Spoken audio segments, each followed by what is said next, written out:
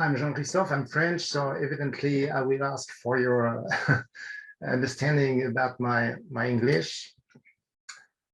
So in this book, it is mentioned that Edgar Cayce was consulted by Woodrow Wilson during the First World War, and so by Franklin Roosevelt many years after, during the Second World War, and a couple of years before Edgar Cayce deceased, actually.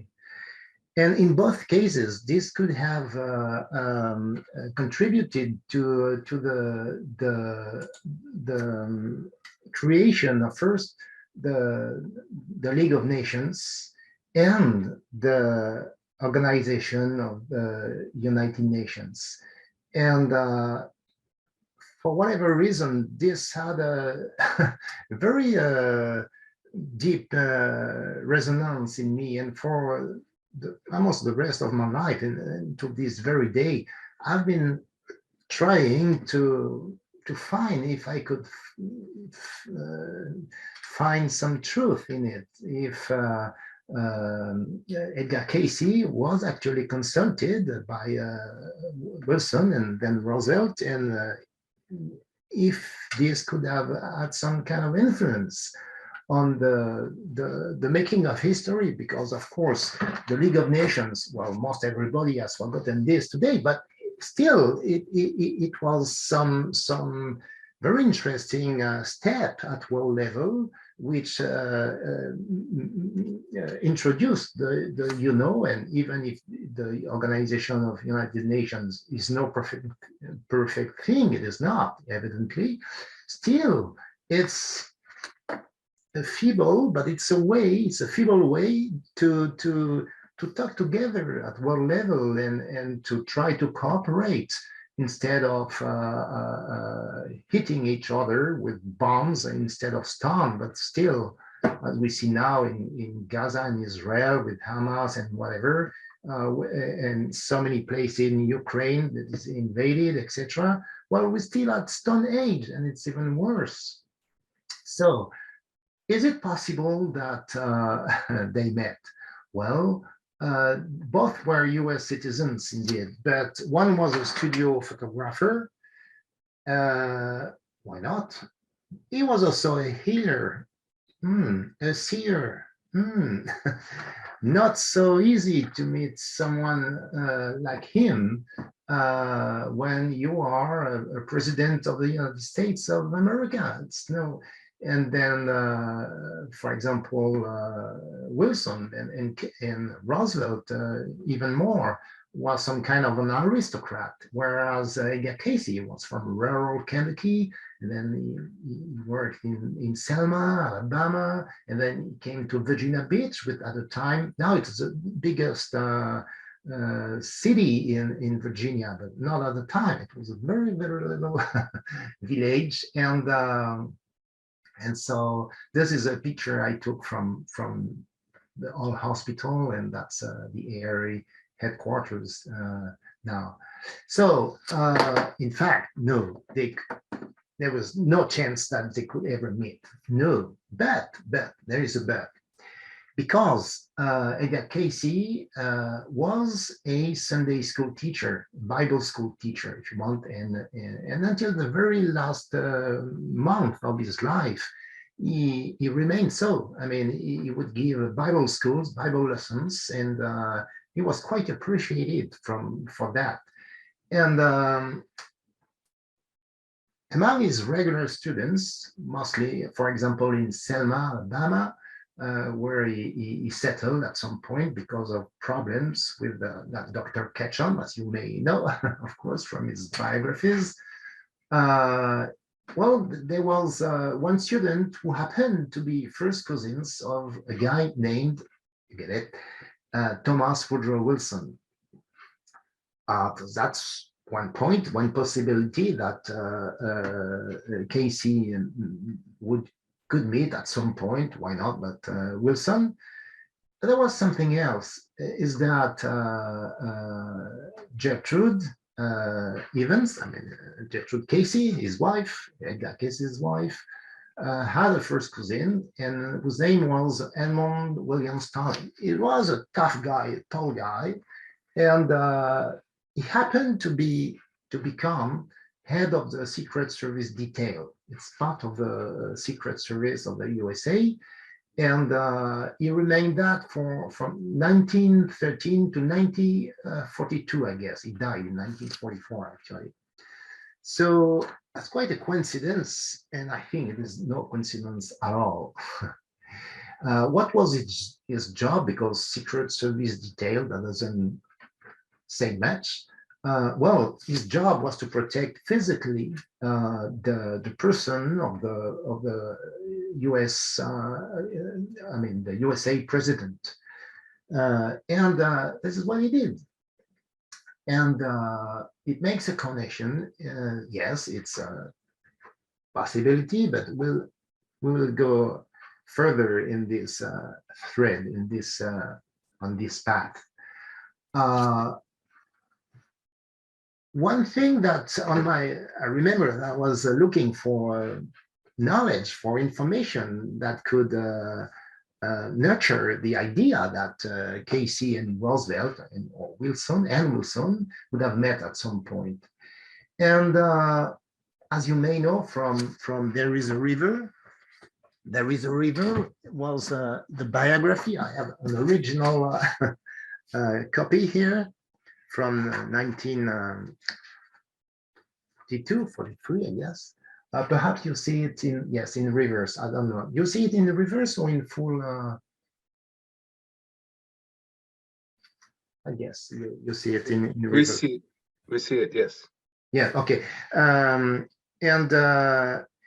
that's the very first lines of the book. Sugary. I mean Thomas Sugar, the author, the biographer. It's the only biography of Edgar Cayce that was written when Edgar Cayce was alive, I mean, on the earth.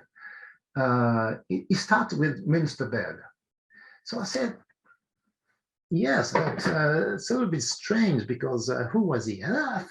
So I did some research and discovered that this guy was actually very famous. Everybody has forgotten his name more or less today, but he was a luminary in the USA at the time. He was born in the USA, and no less than William James, large professor, philosopher, was quite open to new spirituality, perhaps psychology too as well. He invited him to the USA, to Harvard, and he became a professor there and was a very hardworking guy and very bright person too. And he became quite famous to the point that he set up the American Psychology Association, and he was asked to organize a huge event in 1904, I guess, 1905 perhaps, which was the World Scientific meeting on the occasion of the World Fair of St. Louis. And Wilson and Muensterberg had a quite a strange relationship. In fact, I'm afraid that my last occurrence, because I have input letters in that, but apparently didn't come up anyhow. When I was in my first trip to Virginia Beach, ended up in Boston, and I had some idea that if there was any connection between Muensterberg and Wilson, and I thought there was, it was my intuition that it could be something of the sort, but there should be letters somewhere. So I ended up at the Boston Public Library rare books department, and I found them. I found quite many of them, and which demonstrate that they were very good friends. And what I discovered is that it is Muensterberg, not Wilson, that made Muensterberg famous, but quite the opposite. In 1902, Wilson became president of Princeton University. What was a prestigious position, yes, but well, the president of universities are local celebrities, I would say, but not national celebrities. And in fact, Muensterberg, who as a guy from a university was in touch with several other university guys, knew Wilson. And he appreciated him as a professor of law, and he asked him to represent the department somehow of law, to present in political science, to present a talk at the St. Louis Welfare Scientific Congress he was organizing. And at that time, the Democratic Party of the USA was in kind of trouble because they had lost 2 presidential elections, and they wanted to find some new voice, see, a guy that would be honest and it was a big problem, and that could reformist, because okay, the Democratic Party even at the time was in the direction of reform. So they thought, okay, that guy speaks pretty well, he's quite bright, quite smart.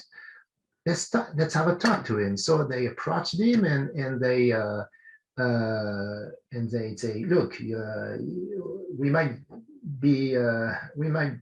do something together. And that's how Wilson entered politics, to the point that 8 years after, he first became a governor of New Jersey, and then 8 years after, in 1912, he won the presidential elections. 1912.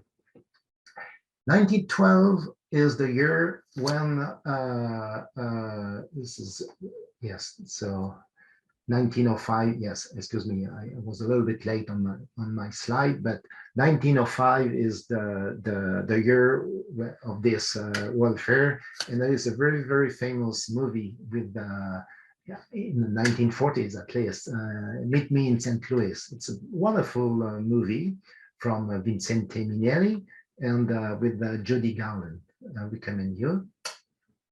So who was Woodrow Wilson? Well, his legacy is a little bit complex because he had quite attractive traits. He was a reformist, he was a man of peace, yes, especially in the end, but as well, he segregated the federal buildings of Washington, D.C. I mean, so he had 3 remarkable daughters. One of them was very spiritual, and she ended her life in Sri Aurobindo ashram in India. See, and the 2 others were no less creative. They were very independent ladies, and that's one. In fact, they're not segregationists at all, but still. Woodrow Wilson remains associated with the segregation of federal buildings in Washington, D.C. But he had other more interesting traits, and especially he was extremely influential in the setting up of the League of Nations, which was remarkably utopist, especially after First World War. But he pushed it, and it became a reality. It was set up in 1919, and interestingly, a guy whose name was Jean Monnet, he was a French guy, became the first assistant secretary at the age of something like 21, 22. He was extremely young. And Jean Monnet is very important because he is considered the true father of Europe, see, of the European Union. So, could we consider that Edgar Cayce might have an influence on it? It's not impossible on the principle, because we know that Wilson, from that's what Cayce says, was inhabited by the spirit of Christ. I mean, no less. When he came to Versailles for the Treaty of Versailles, that had considerable drawbacks and was not to the honor of European nations, because they demonstrated a remarkable ability to plunge back, to plunge in almost middle age, and there were a spirit of revenge against Germany, which proved extremely detrimental, because this revenge and the money that European nations, including France, wanted to get back from Germany. Well, this nurtured the Hitler and the Nazi and the rise of National Socialism, etc. So, but within that globally negative set of conditions, the setting up of the League of Nations was quite interesting. So let's dive more into the Cayce-Wilson connection. We know that so I don't remember the first name of the Wilson cousins, but they were not just, you see, people that Cayce knew. No, they were very close friends, extremely close friends of Edgar Cayce, to the point that one of them actually invested in money and helped Edgar Cayce when in his, let's say, petroleum years, when he went to Oklahoma and never could find, by the way, the oil that was there, because at the very last days of, after all several years in Texas and Oklahoma, he actually sold his rights. It's the property he had there to a man who was a clairvoyant as well, and because he had enough money on his arm to find, to do what he wanted, just not like Cayce, who was dependent on other people. Well, he found the oil that Cayce had been looking for so many years, and became even more rich. It's Luling. His name was Luling, Luling, and but anyhow, that's another story. So. Yes, the cousins of Wilson were extremely close to Cayce, and we may understand that they talk about Cayce to Wilson.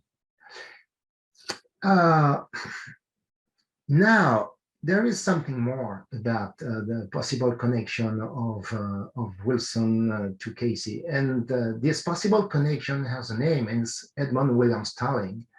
We know that because it's a fact that it was Gertrude Evans, Gertrude Cayce, first cousin, and we know that he was, let's say, it's not pejorative, but he was something of a low-ranking officer in the U.S. Army. He was not from West Point, not even from the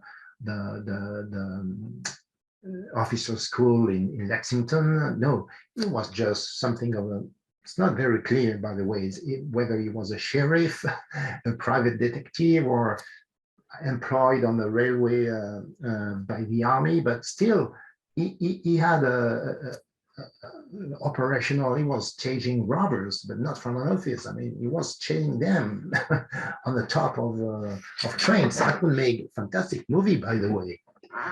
And a few months after that, right when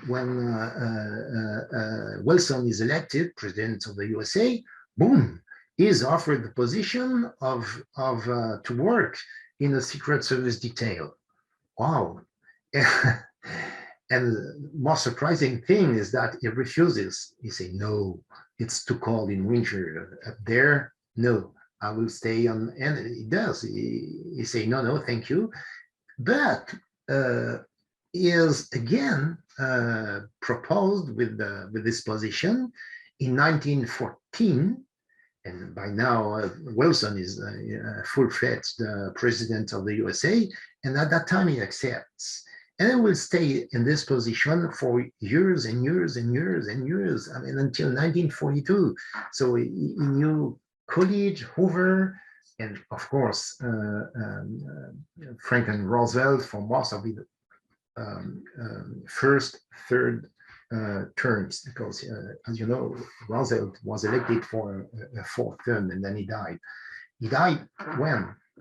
In April, 6 April, I think something was short, or 1945, writing his speech, the speech he was supposed to deliver at the inauguration of the See, to me, from a symbolical point of view, while he was writing that, he has done his job, he could go.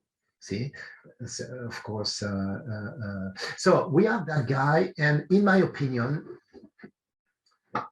knowing that he was a close friend to Edgar Cayce, it might be that it was a sure way for Wilson to have access to Edgar Cayce, because there's something that we have to understand is that when you go to the top, you have to decide.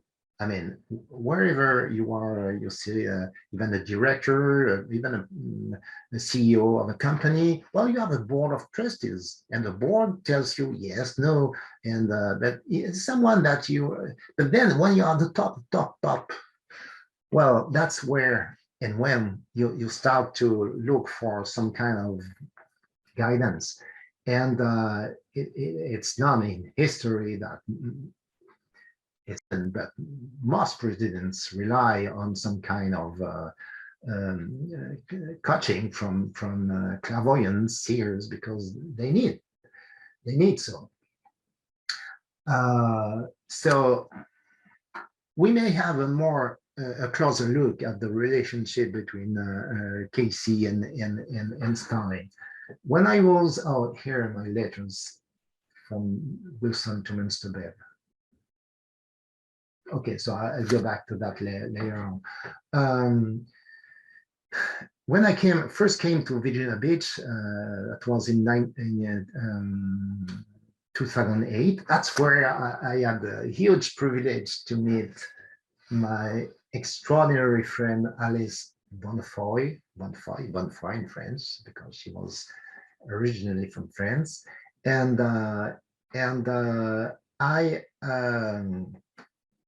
I did some research on a couple of things, and I discovered that I could interview, actually, I could meet. That's a huge thanks to Kevin Todeschi, who was by then the head of the ARA, and by some kind of extraordinary chance, because it was not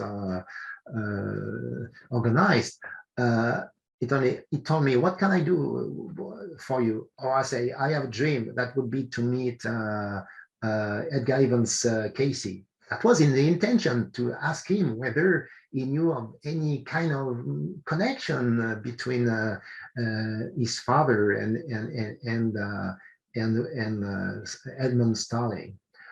And Kevin Todeschi ends up the phone and say, hello, yes, okay, okay, and he tells, and 10 minutes afterwards, pops, who is popping up?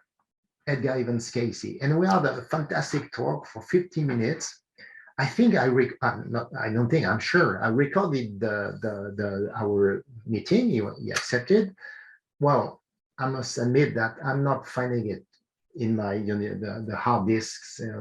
But I should find it. I didn't find it for today, but I hope, at least I hope that I still have it. And I asked him whether his father would have some kind of connection in the 30s, 40s with William Edmund Starling. He told me, sure. Every time they would go to Washington D.C., they would meet him every time. See, and he told me even an anecdote, which is that they at the time, and I verified it. Yes, you can find those kind of information now with the internet. There was a night ferry from Norfolk up the way to Washington. And so they would take it at evening, and in the morning they would be with Gertrude. They would be in Washington, and so they met. Where did they meet? I mean, his home physically was in the White House and on the same level of very close to that of to the apartments, the private apartments of Wilson, Coolidge, Hoover, Roosevelt, etc., etc. So we know from almost certain that Edgar Cayce most probably went to the White House, perhaps on a private visit for his friend and the first cousin of his wife. Yes, but if a president of the United States of America at that time would have suggested a reading from him, well, that was easy. He was there. I mean, on a private visit, yes, but he was there. So it was a perfect condition to be discreet and to have some. So that's kind of something. It's a little bit of time, but here I have three letters that I found in the still here there I guess.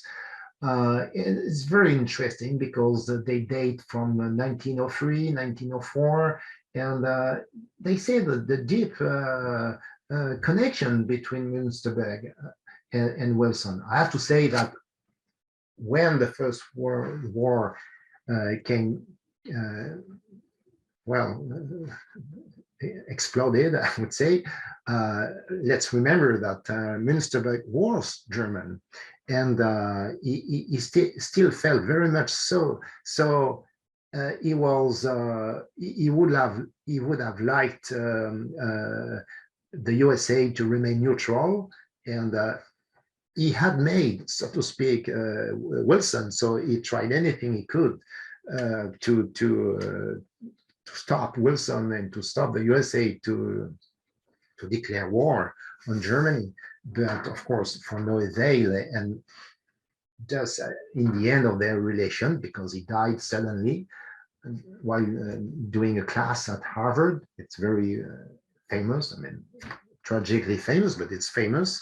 The relationship had turned quite cold. There was still exchanged letters, but the tone was, of course, much clearer. So a little bit, let's go on. This is my picture in June 2008 with Edgar Evans. That guy at the time was almost 90. He was, but just for the anecdote, he was wearing a short, and my extraordinary chance was that he was on his way that very morning, that very day, to play volleyball. That guy, 90 years old, was playing volleyball, and he was on his way, and probably the volleyball team or whatever was close to the area building. That's how I had this wonderful opportunity. So we can go a little bit deeper, if we let's say, in the study of this connection. with another person. And who is this person? This person is David Kahn. So David Kahn, that's his biography. It was written with by a person named Will Osler. And David Kahn was a fantastic person. He was born approximately, I didn't find the real date, but approximately in 1890. And in 1905, he came to meet Cayce. And it was a Mrs. Delaney, I don't know, was extremely ill, that asked him to go to Kentucky, no, to Lexington, and try to meet this person. Yes, he had just settled with his wife and children in Lexington, where they were in Kentucky, and so that's how he met Edgar Cayce. And from that very minute, it clicked, and he became a lifelong supporter and friend of close friend, in the inner circle of Edgar Cayce and Gertrude Cayce friends, and with his wife Lucille Kahn, they did a fantastic job at helping. And he followed very closely the hundreds of readings that Edgar Cayce gave him. And he became, he was not poor, but I mean, his parents were okay, but they had 9 kids, etc. So he had really to start from the very beginning. And he became a very successful businessman, an industrialist with the radio and television, Brunswick Radio and Television Company. And he became the president of that company. And he was asking and paying and receiving, hundreds of readings that were very technical on his business guidance, and he followed them. He had a 100% trust and faith in whatever Cayce would sell in, and it worked. I mean, because he became rich, let's say, but that was not what mattered for him. What mattered was to promote Cayce. There's a fantastic quote by his secretary, which say that wherever Mr. Kahn was going, Mr. Cayce was following. I mean, not physically, but I mean, in the words of, he would always talk about Edgar Cayce whenever. He was a very talkative person, and he was an ardent promoter of Edgar Cayce. And okay, so, but what about Cayce and Roosevelt? Well, in 1941, a reading told David Kahn that he should go actually to Washington and try to talk to Eleanor Roosevelt and ask her to introduce him to General Somerwell. Brandon Somerwell, I don't know, excuse me, again, I'm French, and so exact pronunciation, I don't know actually, but who was Somerwell? Well, Somerwell, to give you an idea, is the guy that built the Pentagon. And he was extremely successful in that because he actually created the whole engineering plan of the Pentagon. Imagine that huge military building in 45 days. I mean, usually it takes years to do so. I mean, 45 days, that's what General Somerwell did. And so he was, at some point, he was supposed to be the top US general. So he came to a very high level in the military. And but Kahn was an industrialist. He didn't know, he was not in the military. I mean, there was no possibility. So it's quite a movie. What does he do?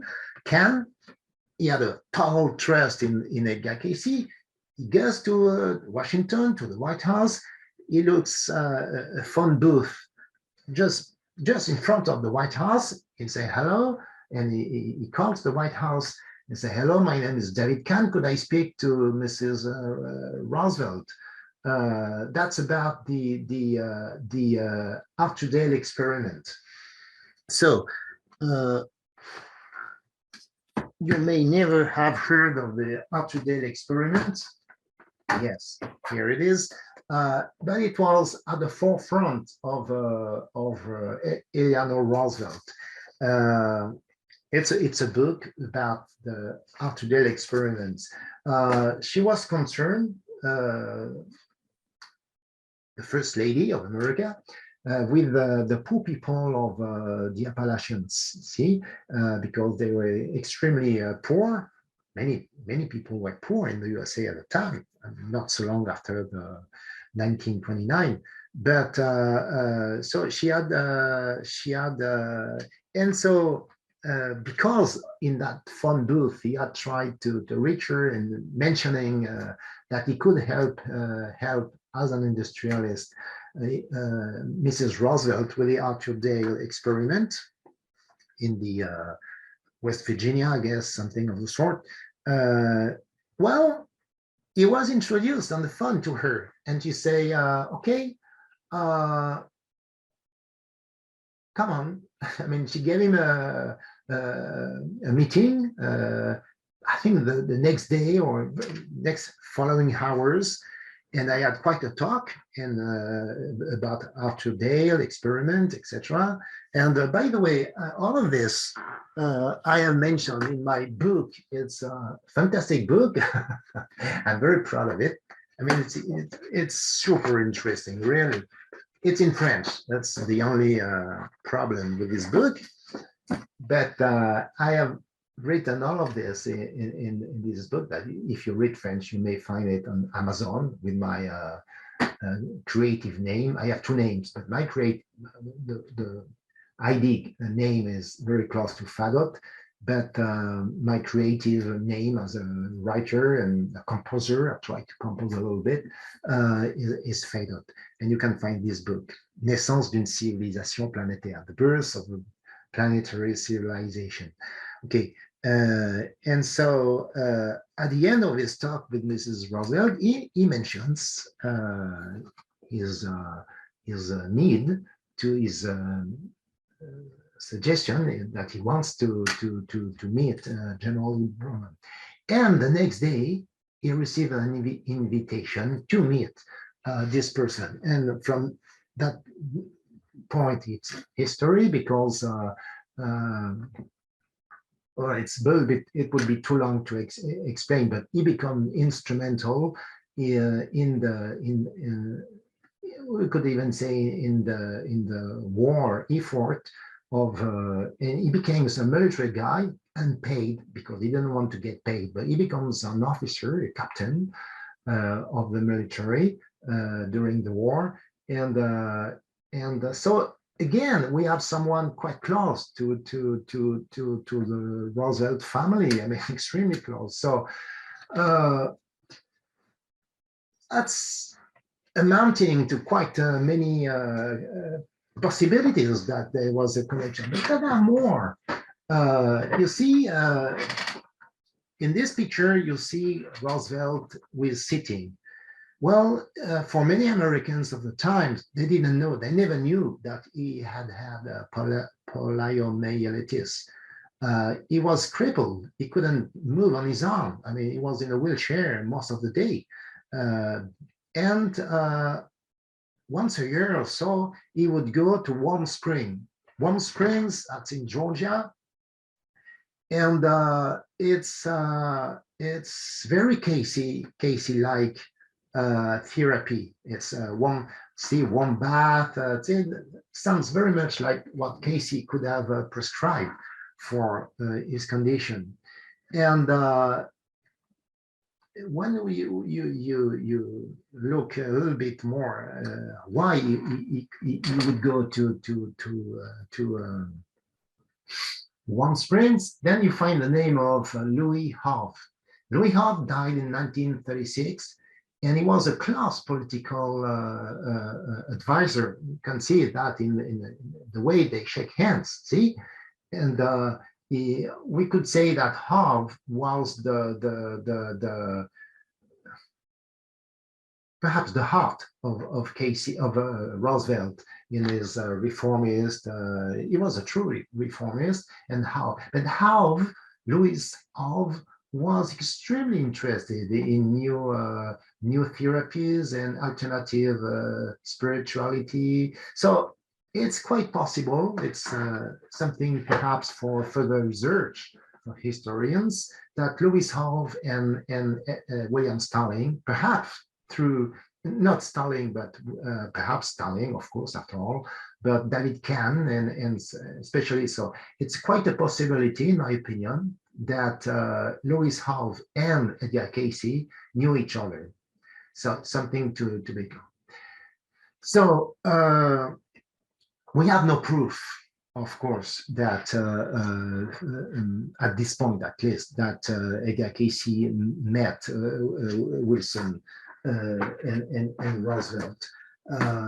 Sydney Kirkpatrick, and you most evidently, you know this book, Edgar Cayce, An American Prophet, from Sydney Kirkpatrick.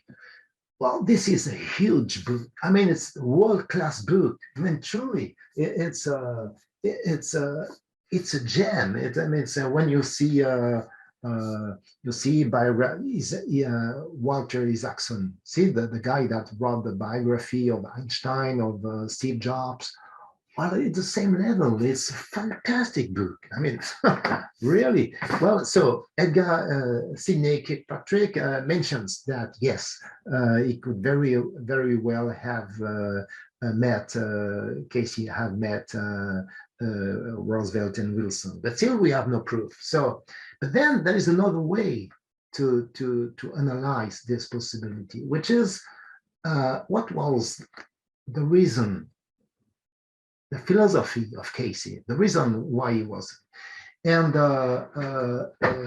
well, it's extremely close to the reason why the League of Nations was invented, and why the UNO was invented. You see, this is a painting that to this day stays in the entrance hall of the United Nations Organization in New York.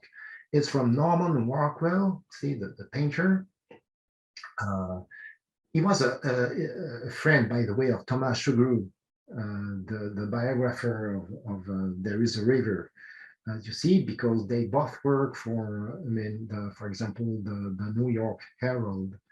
And by the way, Louis Hove, I learned this today.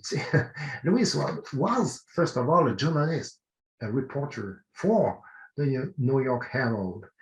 And strangely, Thomas Sugrue, who came from Naugatuck, that was in Connecticut, was from New England, and New England is not New York. This is a little bit different.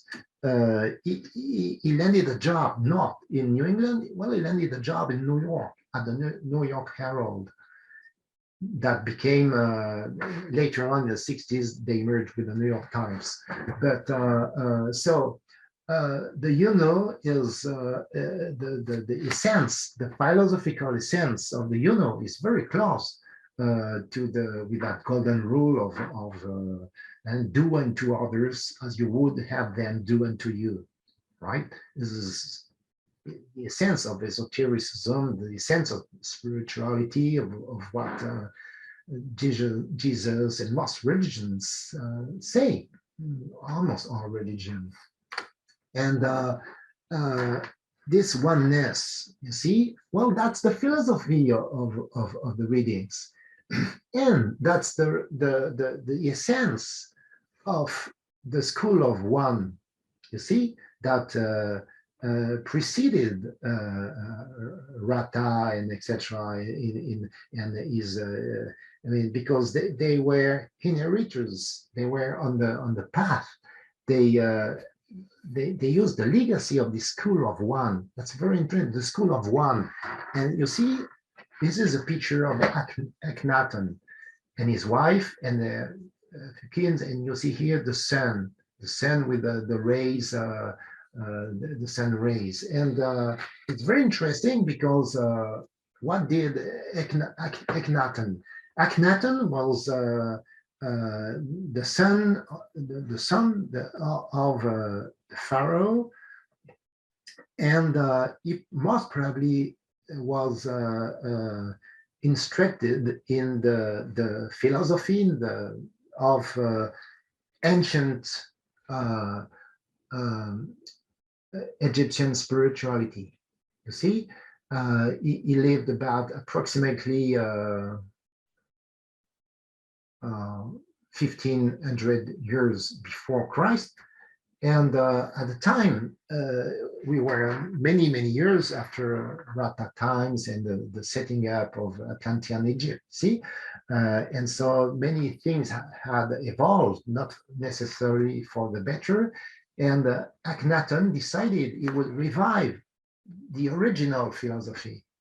And it's so this you see in the spirit of Virginia Beach.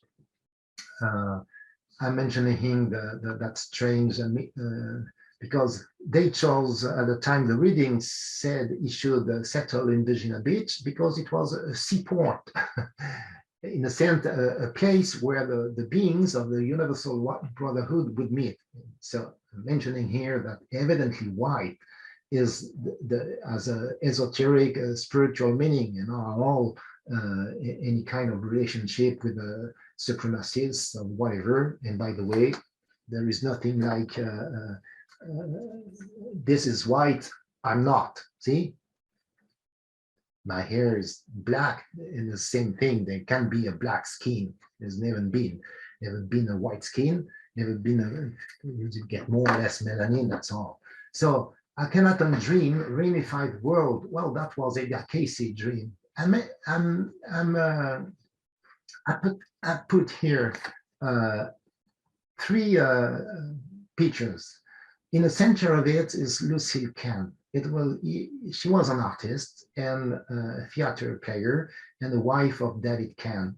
And I put her figure here at the center because there's something I'm most certain of is that art is the way that we can, all of us, even through this Cayce mission that we are part of, play a role in the diffusion, in the spreading of what Cayce brought to the world. On the right, you see it's mentioned, written by Norman Rockwell about the wording of the golden rule in all in most in the main religions. And on the left, it's a guy that I'm following. I mean, he's deceived, evidently. He was the son of Imperatress Sissi. I don't know if you heard of her in America, but she was quite famous in Europe because of some movies. And that guy wanted to create the United States of Europe. And because of that, he was assassinated. See, I wanted, this is a picture of Yulin cases with Amram Ivanov, who I met when I was a young guy. And okay, so I will be, okay, that's how I'm closing my presentation. It's a small drawing, a sketch I did, and it's symbolical. It says that we can build a new pyramid. You see, it's what is this pyramid? It should go in the direction of the sky, of heaven, of spirituality, of oneness, in the sense that, and therefore, meditation, prayer, and try to behave appropriately, etc. It's important, but it's not to go in the wild and try to live like our ancestors 3, 4, 10,000 years ago. No, I think that we can use technology. If not technology, we couldn't have our meeting today. And but it's a way that to say that what Cayce, Wilson, and Roosevelt together did at some point to contribute to the some better world organization. This has to be paralleled in our daily lives, in a sense, to build up this unity, this pyramidal, symbolically pyramidal unity between what we think, what we love, what we do in the physical world. And thank you. Thank you so much, Jean-Christophe. That was very interesting. Thank you.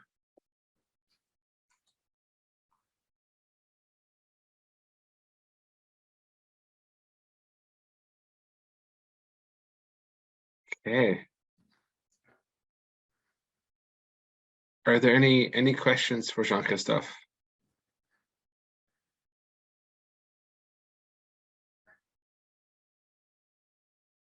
Now, is your book translated into English, Jean-Christophe, or is it only available in French? Well, to this day, it's only in French. However, I am in the process, but it's a long process of translating it. I have a dream to have it translated by a lady I know. Her name is Sabrina Dallavallée. She's a poetess and she speaks French. So my dream is to, at some point, to be able to have it translated by her. But I'm trying to create some basis.